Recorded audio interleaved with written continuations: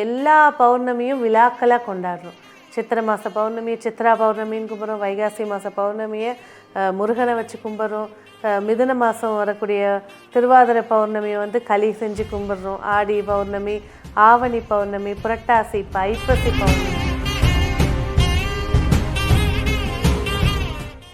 இந்த தமிழகத்திலே இந்தியாவிலே வந்து பார்த்திங்கன்னா முதல் சிவன் கோவில், சிவன் பாதம் பதித்த கோவில் அப்படிங்கிறது. சிவபெருமான் அப்படின்னு சொல்லும் போதே வந்து பார்த்திங்கன்னா எல்லா உயிர்களுக்கும் அன்னத்தையும் காக்கிறதுக்கும் இருக்கக்கூடிய தெய்வம் சிவதெய்வம். அப்போது இந்த அன்னாபிஷேகம் அன்னைக்கு என்ன செய்வாங்க?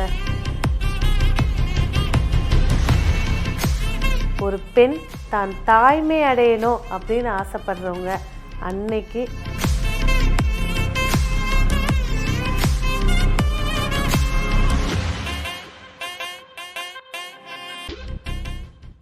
நெல்லி பக்தி யூடியூப் சேனல் நேயர்களுக்கு அன்பார்ந்த வணக்கம்.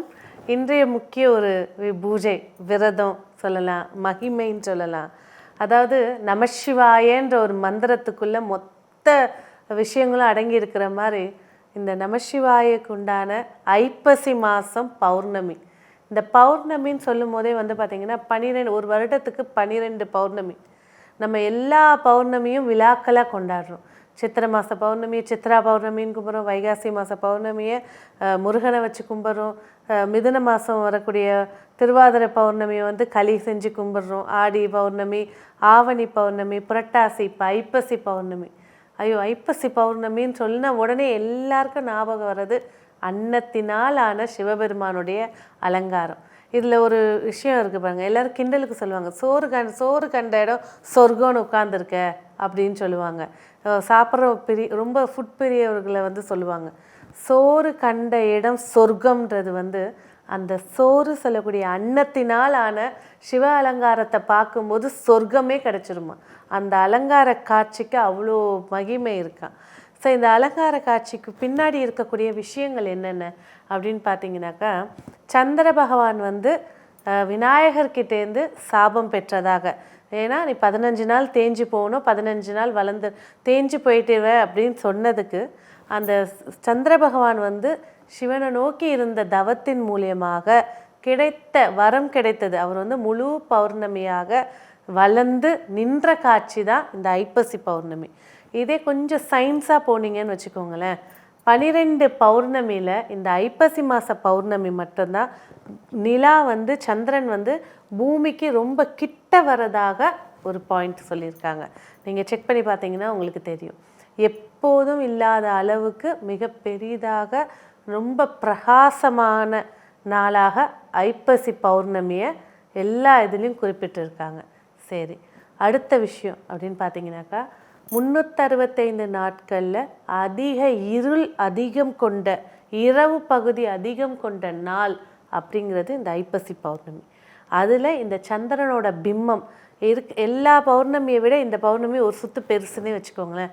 அந்த பிம்பம் வந்து அவ்வளோ பிரகாசமாக, யார் ஜாதகத்துலனா சந்திரன் தோஷம் இருக்குது, யார் ஜாதகத்துலனா சந்திரன் ராகு சேர்ந்துருக்கு, சந்திரன் கேது சேர்ந்துருக்கு, சந்திரன் சனி, சந்திரன் ராகு, ஹைப்பர் டென்ஷன், ஏதாவது ஒரு விஷயத்தை புலம்பிக்கொண்டே இருக்கிறவங்க, சந்திரன் கேது விரக்தி, ஒரு மூலையிலே தனிமையிலே உட்காரவங்க, சந்திரன் சனி புணர்ப்பு தோஷம், கல்யாணம் ஆகியும் பிரச்சனைகள், அதை விட ஆரம்ப கட்டத்திலேருந்து தனக்குன்னு ஒரு விஷயம் எடுக்கும்போது தடைப்பட்டுக்கிட்டே இருக்கும், அதை தான் புணர்ப்பு தோஷம். சனி சந்திரன் சேர்க்க, சந்திரன் செவ்வாய் மங்கள யோகம்தான், எட யோகம் எல்லாம் இருக்கும், ஆனால் டென்ஷன் பார்ட்டி. இந்த மாதிரி சந்திரனோட பகை கிரகம் சேர்ந்து ஏன் சந்திரனுக்கு இவ்வளோ முக்கியத்துவம் கொடுக்கணும்? ஒரு ஜாதகத்தில் உங்களோட உடல் அங்கங்களை பற்றி பேசக்கூடியது லக்னம், உங்கள் மனசை பேசக்கூடியது சந்திரன். அதனால்தான் ஒருத்தரோட நட்சத்திரம் தெரிஞ்ச உடனே இவங்க இந்த கேரக்டரு, கிருத்திகையில் பிறந்திருக்காரா, ரொம்ப ஷார்ட் டெம்பராக இருப்பார், எல்லாத்துக்கும் ரூல்ஸ் போடுறவராக இருப்பார், அந்த மாதிரி ஒவ்வொரு சந்திரன் நிற்கிற நட்சத்திரத்தை வச்சு அவங்களோட கேரக்டர் சொல்லிடலாம். அதை விட முக்கியமான ஒரு உறவு, நவகிரகத்தில் உறவுகள் பேசும்போது சந்திரன் தான் அம்மா. அதனால தான் பாருங்கள், இந்த ஐப்பசி மாதம் பௌர்ணமி அன்னைக்கு சந்திரனுடைய தானியமான நெல், அந்த நெல்லுலேருந்து வந்த அரிசியை வடித்து அதை சிவபெருமானுக்கு அபிஷேகம் பண்ணி காப்பு மாதிரி போட்டு அபிஷேகம் பண்ணுற காட்சி இருக்குது பாருங்கள், பார்க்க கோடி கண்ணு வேணும், அவ்வளோ விசேஷமானது. அதுலேயும் வந்து சிவபெருமான் அப்படின்னு சொல்லும் போதே வந்து பார்த்திங்கன்னா எல்லா உயிர்களுக்கும் அன்னத்தையும் காக்கிறதுக்கும் இருக்கக்கூடிய தெய்வம் சிவதெய்வம்.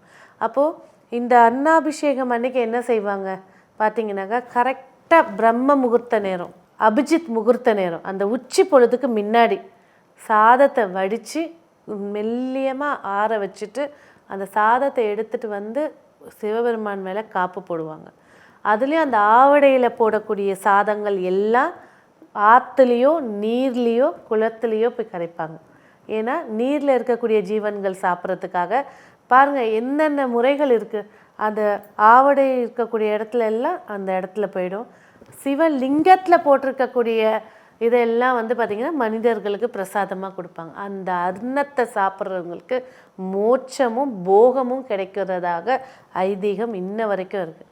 அதை விட முக்கியமான விஷயம், இப்போ உள்ள காலகட்டத்துக்கு இந்த கொரோனா வைரஸு நிறைய நோய்வாய்ப்படுறது, என்ன நோயினே தெரியாத பிரச்சனைகள், முக்கியமாக ஸ்கின் சம்மந்தப்பட்ட தொழுநோய், வெண்குஷ்டம், இந்த மாதிரி தீர்க்க முடியாத நோய்களுக்கும் மருந்து அமுதமாக கிடைக்கக்கூடிய ஒரு பிரசாதம் தான் அந்த அன்னாபிஷேகம். அதே போல் இந்த அன்னாபிஷேகம் எடுத்துகிட்டு வந்து ஆவடையில் கொட்டுவாங்க, சிவன் மேலே காப்பு போட்டுருவாங்க, பூக்களால் அலங்காரம் செய்வாங்க. மிக முக்கியமான ஒரு விஷயம், ஒரு பிடி அரிசியை எடுத்து லிங்கமாக பிடிச்சி அந்த லிங்கத்துக்கு முன்னாடி வைப்பாங்க, வச்சு குங்குமம் வச்சுட்டு அர்ச்சனை பண்ணுவாங்க, ஆரத்தி காட்டுவாங்க. அந்த ஆரத்தி வந்து பார்த்திங்கனாக்கா கிடைக்கிறது பெரும் பாக்கியம். வயசானவங்களுக்கு இப்போ என்னங்க, நான் போக முடியலன்னு ஃபீல் பண்ணி என்ன டிவி போட்டிங்கனாக்கா லைவ்லேயே காட்டுறாங்க. எங்கும் நிறைந்தவன் இறைவன், இங்கே தான் போய் பார்க்கணும், முடிஞ்சால் போய் கண்டிப்பாக பார்க்கலாம், முடியாத பட்சத்தில் இருக்கிற இடத்துல கும்பிடலாம். அதே போல் இந்த தமிழகத்திலே இந்தியாவிலே வந்து பார்த்திங்கன்னா முதல் சிவன் கோவில், சிவன் பாதம் பதித்த கோவில் அப்படிங்கிறது வந்து ராமேஸ்வரத்தில் இருக்கக்கூடிய உத்தர கோச மங்கை அப்படின்ற ஊரில் இருக்கக்கூடிய கோவில், ரொம்ப பிரசித்தி பெற்றது. இன்னமும் சிவனுக்குண்டான அபிஷேகங்களை வந்து 32 அபிஷேகங்கள் செய்யக்கூடிய கோவில் வந்து அது ஒன்று தான். அந்த சிவாலயங்களை தான் தெரியும், நிறைய பேருக்கு தெரியும். ராவணனுக்கும் மண்டோதரிக்கும் திருமணம் நடந்த இடமே. அப்போனா இது எவ்வளோ பழமையான கோவில். அங்கே இந்த அன்னாபிஷேகம்ன்றது ரொம்ப பிரசித்தி பெற்று நடக்கும். ராமேஸ்வரத்தில் எவ்வளோ திருவிழாக்கள் இருந்தாலும் இந்த ஐப்பசி மாதம் பௌர்ணமி அன்னைக்கு நடக்கக்கூடிய அன்னாபிஷேக திருவிழா வந்து ரொம்ப பிரசித்தி. அந்த சாதம் வந்து பார்த்திங்கனாக்கா நிறைய சொல்லுவாங்க, கோடி புண்ணியம் கிடைக்கும் அப்படின்னு. கோடி லிங்கத்தை பார்த்தா கோடி புண்ணியம் கிடைக்கும்னு சொல்லுவாங்க. கோடி அச்சதை, அதாவது நம்ம திருமணத்துக்கும் சரி எல்லா சுபகாரியத்துக்கும் சரி அரிசியில் மஞ்சள் கலந்துட்டாங்கனாக்கா அச்சதை, அந்த அச்சதை இருக்கிற இடத்துல என்ன பேசுகிறோமோ அதான் பலிக்கும். அதனால தான் கல்யாணம் தாலி கட்டும் போது தான் அந்த அச்சதையை மிக்ஸ் பண்ணுவாங்க. அந்த அச்சதைக்கு அவ்வளோ பவர்ஃபுல். அந்த அச்சதை தான் அரிசி. அந்த அரிசியை வந்து வேக வச்சு சிவன் மேலே பதிச்சு இருக்கும்போது ஒவ்வொரு பருக்கையாக நின்னீங்கன்னா கோடி சிவலிங்கத்துக்கு சமம் அது அந்த காட்சி. அப்போது இங்கே இருக்கக்கூடிய திருவண்ணாமலையிலையாக இருக்கட்டும், பிரசித்தி பெற்ற பழமையான சிவாலயங்களில் இந்த அன்னாபிஷேகம் ரொம்ப விசேஷமாக நடக்கும்.